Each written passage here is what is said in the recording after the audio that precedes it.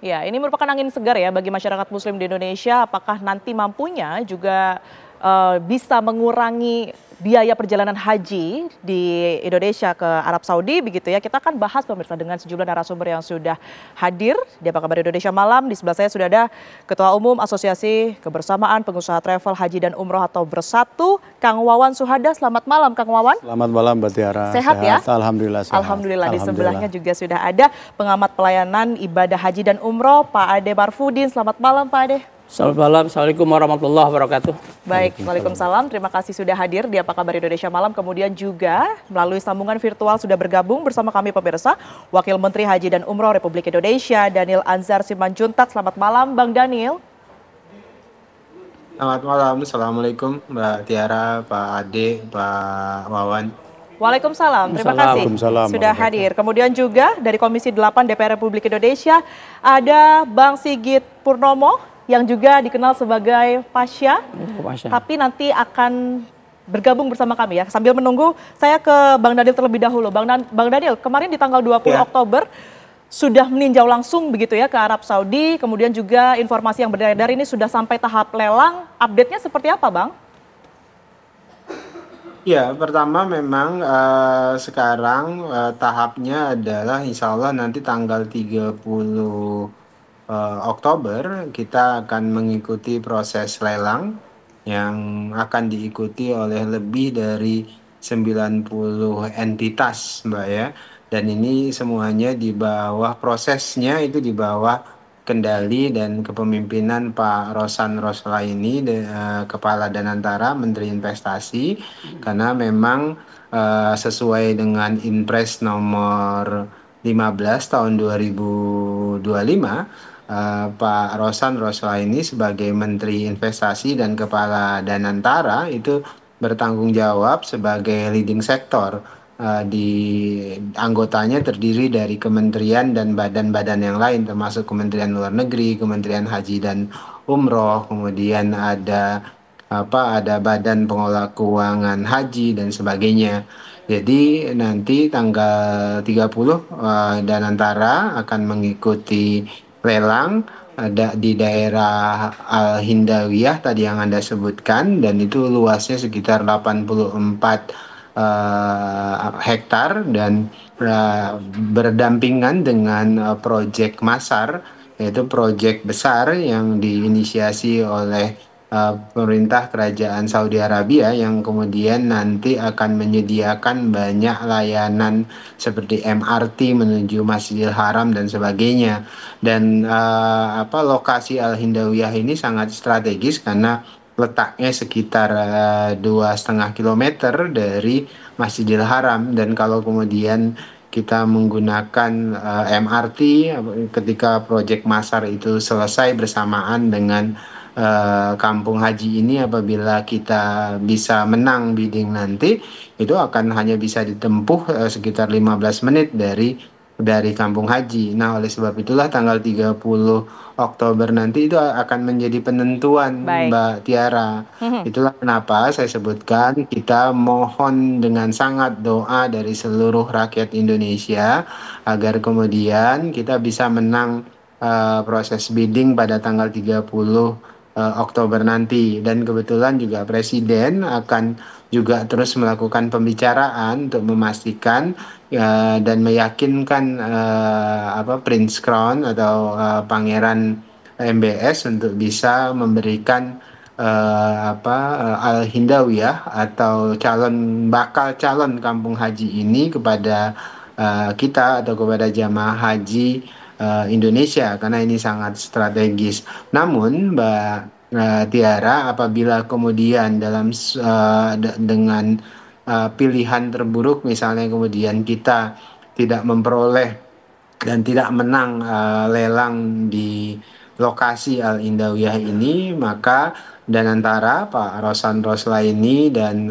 semua tim sudah mempersiapkan alternatif-alternatif lainnya, terutama terkait dengan lokasi-lokasi yang lebih dekat, namun memang agak terpisah-pisah karena tidak seluas 84 hektar seperti di Al-Hindawiyah ini, yakni di lokasi-lokasi tertentu di mana ada hotel-hotel yang memang sudah jadi, bahkan setengah jadi, yang kemungkinan bisa menjadi pilihan pemerintah Indonesia untuk dijadikan kampung haji di masa yang akan datang. Demikian Mbak Tiara. Baik, jadi penentuannya di tanggal 30 nanti ya. Saya ke Kang Wawan terlebih dahulu. Kang Wawan, kalau dari teman-teman pengusaha travel haji dan umroh ini responnya seperti apa, Kang? Ya, terima kasih Mbak Tiara. Pertama, kami dari Asosiasi Bersatu melihat bahwa ini adalah langkah positif dan sangat baik ya. Kami berasa seperti mimpi menjadi kenyataan ya. Bahwa wujud dari kampung Indonesia mungkin ya tepatnya yang disampaikan oleh Pak Presiden Prabowo. Karena kalau bicara kampung haji nanti setelah haji, umroh apakah kosong atau tidak gitu kan. Lebih tepatnya mungkin kampung Indonesia. Insya Allah ini adalah wujud dari kado Pak Presiden Prabowo kepada seluruh masyarakat Indonesia. Khususnya mungkin bagian dari penyelenggara ibadah umroh dan haji. Kami di Bersatu sangat support sekali dan sangat mendukung sekali akan lahirnya kampung Indonesia ini. Gitu. Tapi kalau dari segi keuntungan begitu ya, sebenarnya respon dari pengusaha-pengusaha travel ini apakah dengan adanya kampung haji ini turut menguntungkankah atau justru sebenarnya ada catatan-catatan tersendiri, Kang Wawan? Berbagai analisa kami siapkan ya, ketika kampung Indonesia ini menjadi kenyataan, ya pastinya kami berharap kita mendapat eksklusivitas di dalam kampung Indonesia ini. Eksklusivitas untuk menggunakan di musim haji maupun umroh. Ya, pastinya eksklusivitas ini tidak hanya bicara izin untuk tinggal, tetapi kita juga mendapat competitive price nanti ke depannya. Misalnya penyelenggara ibadah umroh Indonesia diberikan satu special rate jika menggunakan kampung Indonesia ini ya.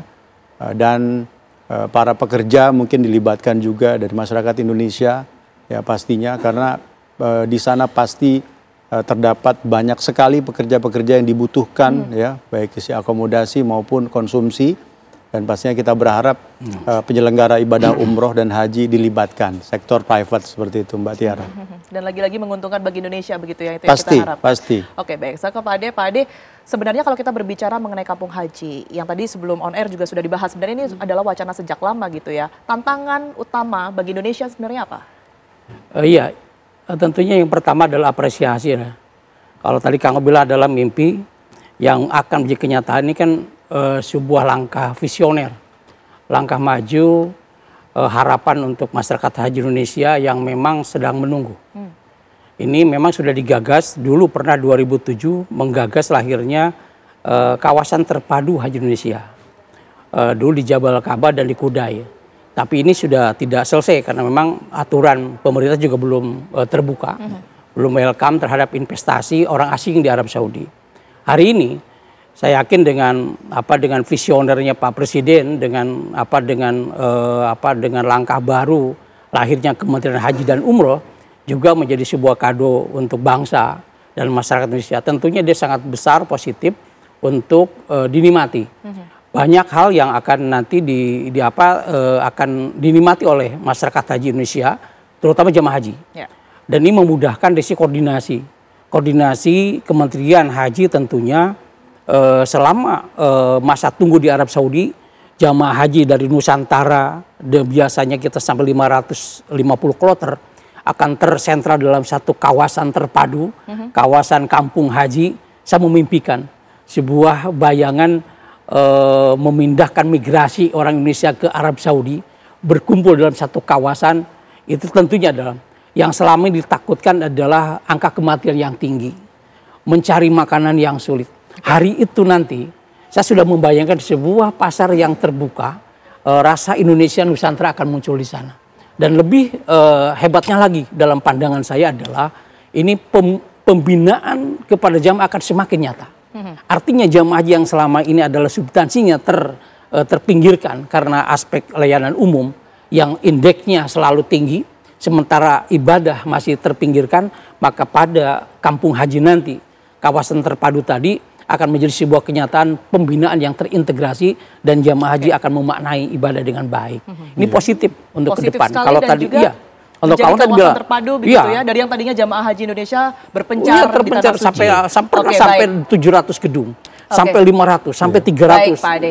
Baik, menarik sekali kita membahas mengenai hal ini ya, terutama berkaitan dengan fasilitas yang tentunya dinantikan informasinya oleh para calon jemaah haji dan juga masyarakat Indonesia yang nantinya akan menjalankan ibadah haji. Nanti kita akan langsung tanya ke Pak Wamen, tapi kami jeda terlebih dahulu pemirsa. Apa kabar Indonesia Malam akan kembali untuk Anda sesaat lagi. Ada kembali di Apa Kabar Indonesia Malam pemirsa. Saya akan langsung kembali ke Bang Daniel. Bang Daniel, kalau tadi disebutkan 80 hektar luasan dari seluruh area, ini peruntukan dan juga fasilitas yang akan diberikan para jamaah haji ini apa saja? Dan juga untuk secara keseluruhan, berapa nilai atas proyek ini Bang? Mbak Tiara, yang harus saya jelaskan adalah 84 hektar yang akan kita ikut kompetisi ini tentu belum bisa kita klaim sebagai kampung haji atau kampung Indonesia apapun namanya nanti, karena memang pemerintah Arab Saudi membatasi penamaan terkait misalnya kampung Indonesia atau kampung yang mengasosiasikan satu negara. Mereka ingin supaya tidak ada kecemburuan dan sebagainya. Nah, kita masih harus berjuang sampai tanggal 30 ini untuk memastikan bisa menang bidding. Nah, oleh sebab itu pemerintah dalam hal ini dan antara yang dipimpin oleh Pak Rosan Rosala ini itu mempersiapkan dua jalur persiapan pembangunan kampung haji. Pertama adalah prioritasnya yang 84 hektar ini yang di Al-Hindawiyah. Kemudian kedua ya wilayah-wilayah sekitar melalui hotel-hotel yang ada yang memang sudah siap juga bisa kita beli atau kita akuisisi. Nah, jadi dua pilihan itu Mbak. Jadi tapi tentu prioritasnya adalah yang 84 hektar ini karena ini yang paling ideal.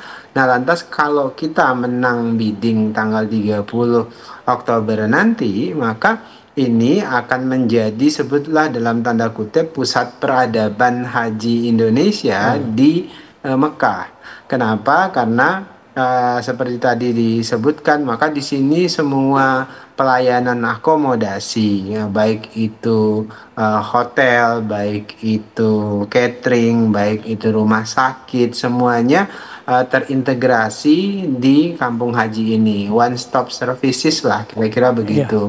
Nah, ini akan memberikan dampak 3 hal. Tadi juga sudah disebutkan oleh Pak Ade. Pertama adalah dampak pelayanan, karena pelayanannya terintegrasi di satu tempat, itu akan memudahkan semua proses-proses pelayanan yang selama ini terpisah-pisah hotelnya.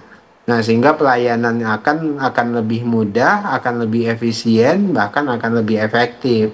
Kemudian kedua, ekosistem ekonomi haji itu akan terbangun. Kenapa? Selama ini kita besar di cash outflow karena kita harus bayar akomodasi, hotel dan catering dan sebagainya ke entitas luar negeri, dalam hari ini entitas bisnis yang ada di Saudi Arabia. Besok itu semuanya kita bayarkan kepada entitas bisnis kita sendiri yang ada di kampung atau Indonesian Village atau Hajj Village ini, sehingga bisa nanti juga berubah menjadi cash inflow yang dalam jumlah yang cukup besar. Jadi ekosistem ekonomi haji kita terbangun, dan itu nanti di-linkage-kan dengan misalnya ya tadi seperti asosiasi-asosiasi travel dan sebagainya, supaya kemudian ekosistem ekonomi haji juga terbangun di dalam negeri. Kemudian ketiga, betul tadi disampaikan oleh Pak Ade, ini akan memudahkan pembinaan,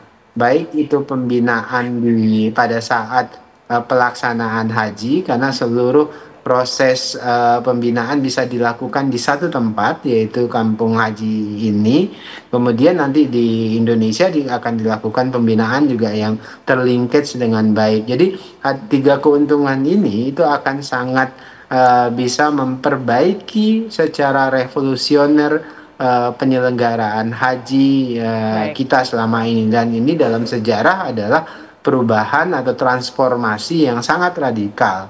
Dan tinggal sekarang tentu Mbak Tiara, selain upaya maksimal dari tim pemerintah Indonesia yang dipimpin oleh Pak Rosan Rosala ini, kita juga butuh kekuatan doa dari seluruh rakyat Indonesia. Pastinya, agar kemudian kita bisa menang bidding. Dan Presiden Prabowo itu terus-menerus melakukan komunikasi dengan Pangeran MBS agar memastikan kita bisa dapat dan menang bidding di 84 hektar ini untuk menjadi kampung haji kita di masa yang akan datang. Proses untuk mewujudkan kampung haji Indonesia di Mekah, Arab Saudi. Saya ke Pak Ade terlebih dahulu mungkin. Tadi sudah dijelaskan ada 3 keuntungan bagi masyarakat Indonesia ya, yang bisa juga didapatkan begitu. Tapi kan pertanyaannya dari sudut pandang mereka yang akan berhaji, akan berpengaruh nggak sih secara signifikan angka ataupun juga harga-harga ya dari penyelenggaraan ibadah haji tersebut dengan adanya kampung haji yang akan dibangun? Ya, otomatis. Karena yang pertama adalah tentunya kita tidak lagi pengadaan barang khususnya pemondokan tidak lagi melalui tangan-tangan yang kesekian. Calo-calo lah. Ini kan langsung milik kita sendiri. Sehingga tidak ada lagi kos yang keluar selain harga real. Secara signifikan? Faktual. Ya. Artinya secara signifikan ini angka akan terjadi pengurangan BPIH-nya. Ini yang kita apresiasi. Mungkin bisa diperkirakan sekian berapa persen? Oh, ini bisa ini sangat signifikan ini. Tidak lihat angkanya aja nih, berapa pemondokan. Kalau misalnya sampai $3.500 sampai $4.500 real, besok ya normalnya itu masuk ke kas kita dong, bukan kepada orang lain, bukan kepada mitra kita di sana, tapi langsung ke dalam kampung haji. Tapi ini adalah menurut saya kampung haji ini akan memberikan nilai yang luar biasa, bukan hanya keuntungan finansial kepada jamaah, tapi keuangan ekosistem akan berputar di situ. Bagaimana uang real itu semua akan berputar, belanja di situ semuanya, mau nasi padangnya, mau sotonya, mau ada semua di situ ada. Artinya apa? UMKM akan jalan, uang jamaah juga tidak lagi tersebar. Dan ini adalah ekosistem yang luar biasa. Nah, liyashhadu manafi alhum inilah yang menurut saya adalah perlu dimanai hari ini. Karena kemarin begitu tercecernya kemana-mana uang itu, hari ini harus terpusat dalam satu wadah kampung haji. Ini saya kira ini yang dari sisi ekonomi ya tentunya. Pengurangan pada BPIH, jamaah akan menikmati, dan perputaran uang tentunya ini akan menjadi sebuah roda yang tidak keluar circle-nya, tidak keluar dari poros itu. Walaupun ada sangat kecil. Baik, saya ke Kang Wawan. Kang Wawan yang paling tahu biasanya kebutuhan-kebutuhan dari jamaah haji begitu ya. Tapi kalau dari sudut pandang Anda, apa yang seharusnya ada di kampung haji tersebut? Dan lagi-lagi, apakah berpengaruh secara signifikan secara harga? Ya, kami melihat kampung haji ini besar kemungkinan prioritas adalah haji reguler ya. 206.000 kurang lebih jamaah haji reguler akan menjadi prioritas pengisi dari kampung haji Indonesia ini ya, Kang Ade ya. Iya betul. Kami sebagai penyelenggara ibadah haji khusus ya besar harapan dapat berpartisipasi mengisi kampung haji Indonesia tersebut. Namun ini karena berdasarkan undang-undang kami pun juga diberikan kesempatan untuk bekerjasama dengan pihak swasta lainnya baik di Indonesia maupun di Saudi Arabia. Ya pastinya kita juga berharap ya kampung haji ini menjadi salah satu terobosan yang luar biasa. Sekian puluh tahun Indonesia merdeka, insya Allah kampung haji ini wujud nyata bagaimana pemerintah Indonesia selain fokus agar berpartisipasi aktif sehingga menumbuhkan angka BPIH yang sangat efektif dan efisien, pastinya ini menjadi satu keniscayaan yang akan muncul ya pastinya ya. Pasti yang Kang Ade bilang tadi, ini akan berimbas terhadap nilai BPIH ya pastinya, kos haji di Indonesia. Seperti itu Mbak Tiara. Oke, dimungkinkan tidak kalau jamaah haji swasta ini juga turut merasakan kampung haji begitu ya? Kami berharap PHK dapat memiliki kesempatan untuk untuk masuk dalam akomodasi kampung haji, karena pastinya di sana saya sambil membayangkan Indonesian environment muncul seperti Kang Adi bilang tadi. Jamaah bisa beli bakso, bisa beli cendol dan sebagainya di kampung haji itu. Jadi terkesan bahwa orang Indonesia itu ketika masuk kampung haji itu nggak berasa di Mekahnya. Walaupun kita juga punya PR ke depan, yaitu kampung haji bukan hanya di Mekah, mungkin bisa jadi nanti kampung haji di Madinah gitu kan. Karena konsep ibadah haji dan umroh ini kan pasti melibatkan dua tanah suci kan seperti itu. Tapi ini kita harus apresiasi luar biasa, ini bentuk nyata pemerintah kita, Pak Presiden Prabowo mewujudkan mimpi kami ya para pelaku industri haji dan umroh memiliki satu kebanggaan. Ya, bahkan pemerintah Arab Saudi harus merubah undang-undangnya, aturan-aturannya agar kampung haji Indonesia ini dapat terwujud seperti itu. Baik, mungkin nanti pertanyaan yang sama untuk Pak Wamen ya, berkaitan dengan keterlibatan swasta di kampung haji ini seberapa mungkin, tapi kita jeda terlebih dahulu pemirsa. Apa kabar Indonesia Malam akan kembali. Masih di Apa Kabar Indonesia Malam pemirsa, saya kembali ke Bang Daniel. Bang Daniel, ini kalau kita melihat jemaah haji swasta, keterlibatannya dan juga penggunaan untuk kampung haji tersebut nantinya akan seperti apa Bang Daniel? Ya, tentu penggunaan dari asrama haji atau kampung haji nanti itu ya tentu untuk jamaah haji kita dan juga tentu untuk jamaah umroh yang jumlahnya itu cukup besar. Jamaah haji kita setiap tahun lebih dari 200 ribuan, sedangkan jamaah umroh kita berdasarkan data pemerintah Saudi Arabia itu 2,5 juta jamaah per tahun. Kalau data dari Kementerian Agama yang lalu itu sekitar 1,6 juta. Tapi saya gunakanlah data yang dari Arab Saudi selama ini. Mereka menyebutkan jamaah haji kita itu, jamaah umroh ya maksud saya, jamaah umroh kita itu ada sekitar 2,5 juta. Sedangkan jamaah haji sekitar 200 ribuan lebih, atau kalau bicara kuota 2025 atau 2026 nanti itu sekitar 221 ribu. Nah itu adalah para pengguna kampung haji nanti, dan itu akan berdampak luar biasa. Nah bila ditanya misalnya bagaimana peran swasta, misalnya para swasta baik itu yang berkecimpung di industri perhajian atau umroh, juga swasta yang di industri keuangan lainnya, di Inpres nomor 15 tahun 2025 itu diatur Mbak Tiara. Jadi sumber-sumber keuangan pembangunan kampung haji di masa yang akan datang ini itu setidaknya melibatkan berbagai pihak. Pertama, sumber keuangannya berasal dari pengolahan keuangan oleh Danantara. Kemudian kedua, sumber keuangan yang bisa berasal dari sumber lainnya, misalnya sektor swasta. Jadi sektor swasta yang memiliki sumber-sumber pembiayaan yang cukup itu bisa terlibat nanti sebagai salah satu investor dari pembangunan kampung haji ini. Nah tentu swasta yang ingin dilibatkan secara maksimal itu adalah swasta dalam negeri gitu ya. Dalam hal ini ya tentu teman-teman yang selama ini berkecimpung di industri PIHK misalnya atau PPIU dan sebagainya. Kemudian juga ada apabila dibutuhkan nanti sumbernya berasal dari APBN. Itu pun kalau dibutuhkan, kalau kemudian misalnya sumber keuangan dari Danantara, kemudian sektor dan sumber lainnya itu tidak bisa mencukupi, kemudian ada sumber keuangan lainnya yaitu APBN. Baik, termasuk sumber keuangan dari pengelolaan keuangan haji yang selama ini dilakukan oleh BPKH. Kira-kira begitu Mbak. Baik, tapi kalau yang berhaji melalui swasta seperti apa Bang Daniel? Tidak melalui pemerintah, seperti Furoda misalnya? Nah itu kan yang disebut, ya itu kan yang kita sebut sebagai haji khusus ya, yang dikelola oleh teman-teman PIHK. Nah tentu himbauan kita tentu bisa menggunakan kampung haji juga dan terlibat dalam proses pemanfaatannya.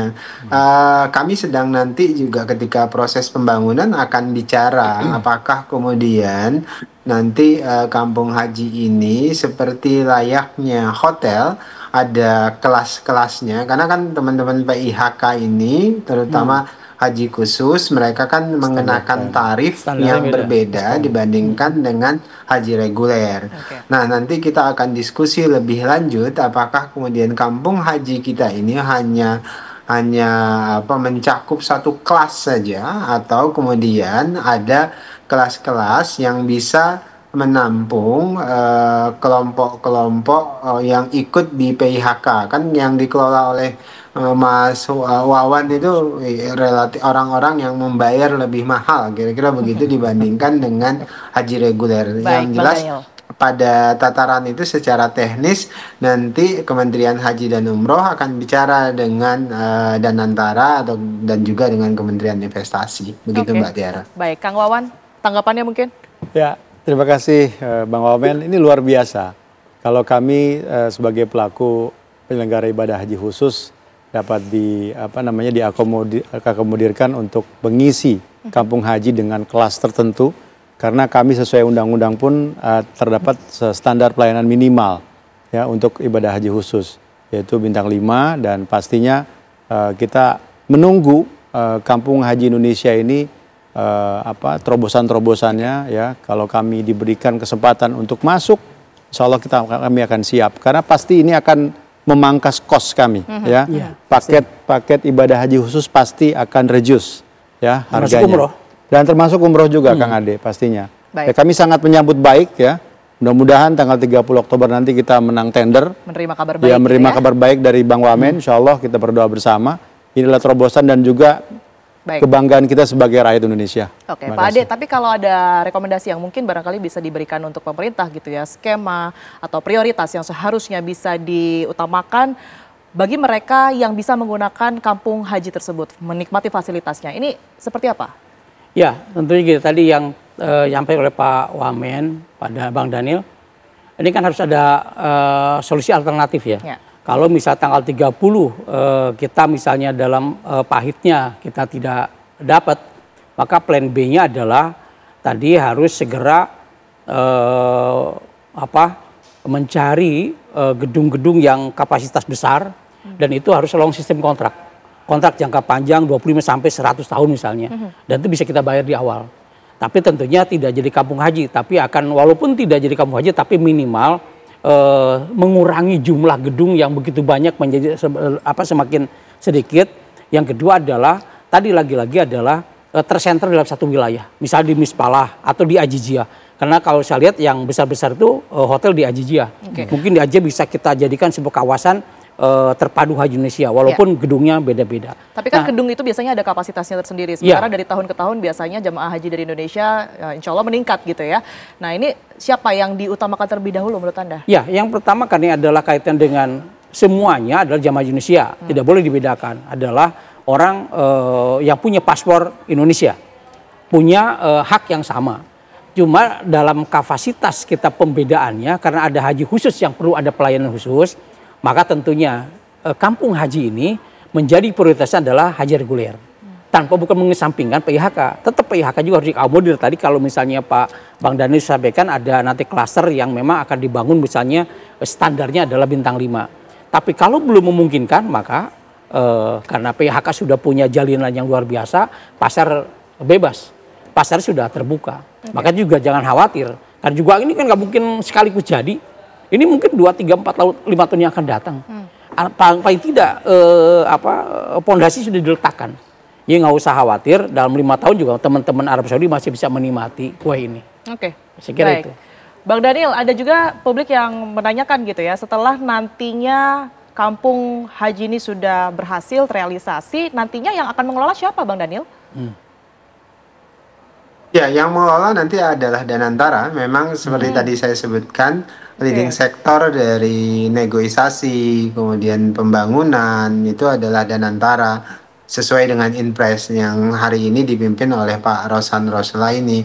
Makanya Pak Rosan terus melakukan negosiasi, kemudian Presiden juga akan langsung terlibat dalam proses negosiasi, bicara dengan Prince MBS.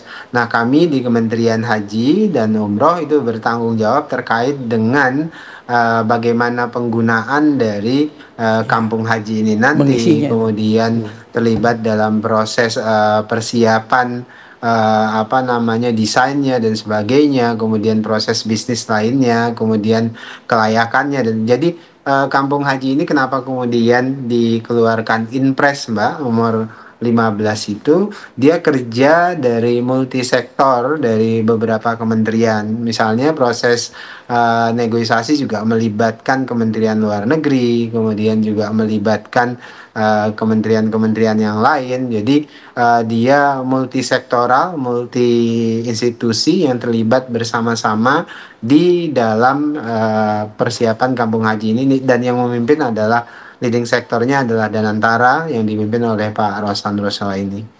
Baik, tapi untuk peran pemerintah sendiri untuk melakukan pengawasan misalnya berjalannya pembangunan Kampung Haji ini berjalan dengan baik dan juga pemanfaatan bagi masyarakat agar tidak ada hal-hal yang kemudian ini bocor atau tidak diinginkan begitu ya Bang Daniel, sejauh apa peran pemerintah ini kalau nantinya tetap akan dikelola oleh Danantara?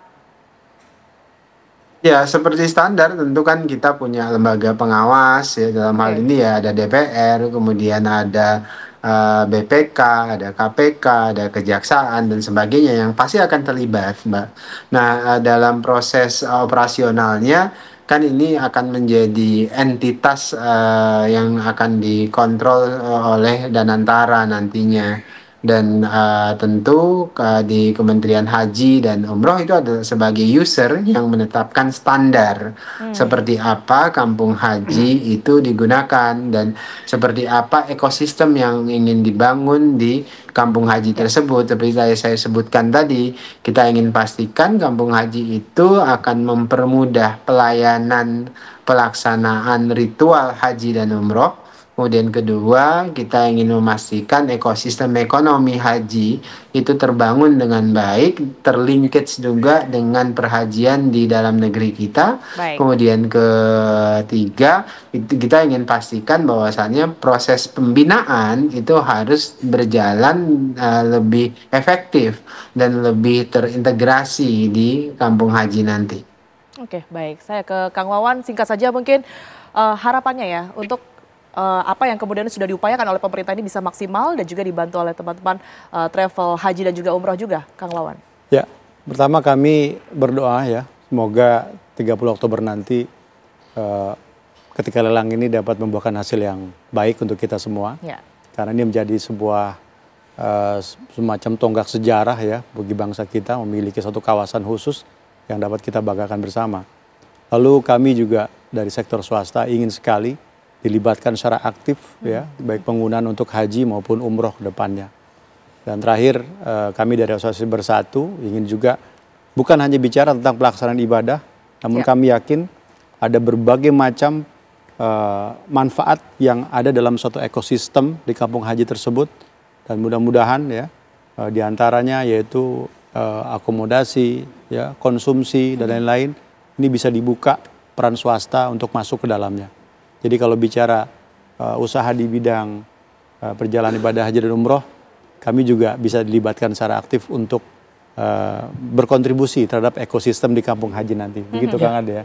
Oke, kita harapkan semuanya turut berkontribusi begitu ya untuk perbaikan tentunya. Pasti. Pak Ade, singkat saja mungkin apa yang harus dilakukan pemerintah ya agar seluruh, karena ini kan mega proyek dan besar sekali tentunya proyek raksasa, apa yang nantinya bisa dilakukan agar seluruhnya berjalan dengan sesuai rencana, lagi-lagi bermanfaat untuk masyarakat? Ya tentunya ya harus haji ini tidak boleh takabur lah, harus dengan hati. Dikelola dengan hati, tujuannya baik untuk tamu-tamu Allah. Dan ini tentu efeknya adalah dampaknya kepada jamaah pasti dua akan terjawab. Karena kos paling besar di haji kan dua, penerbangan sama akomodasi. Minimal akomodasi sudah terjawab kalau ini terwujud. Artinya mimpi Pak Presiden bahwa kalau tahun lalu adalah BPIH atau BP masih besar, kalau sudah ada kampung haji, kamu akomodasi sudah terbangun, gedung sudah ada, maka kos pemondokan akomodasi akan terkurangi dengan signifikan, sehingga dikatakan haji akan murah. Maka itu kami menunggu masyarakat sangat percaya bahwa suatu saat kampung haji ini akan menjadi sebuah perwujudan nyata untuk kado untuk bangsa, dan jamaah menantikan itu. Dan saya sangat mimpi sekali bahwa ini adalah sudah digagas lama, hari ini sudah ingin terwujud. Kalau itu terwujud maka luar biasa lah. Kita bisa menimba dan kebanggaan sebagai bangsa kita di sana. Bukan hanya LTH, tapi adalah Kampung Haji Indonesia. Oke, tidak lama lagi akan terwujud. Tentunya kita harapkan meringankan masyarakat seluruhnya ya, masyarakat mengurangi Indonesia. beban. Mengurangi beban. Terima kasih banyak Pak Ade, kemudian juga Kang Wawan, dan juga bergabung bersama kami Bang Daniel Anzar Simanjuntak. Terima kasih sudah berbagi informasi dan juga perspektifnya di Apa Kabar Indonesia Malam. Sehat selalu semuanya.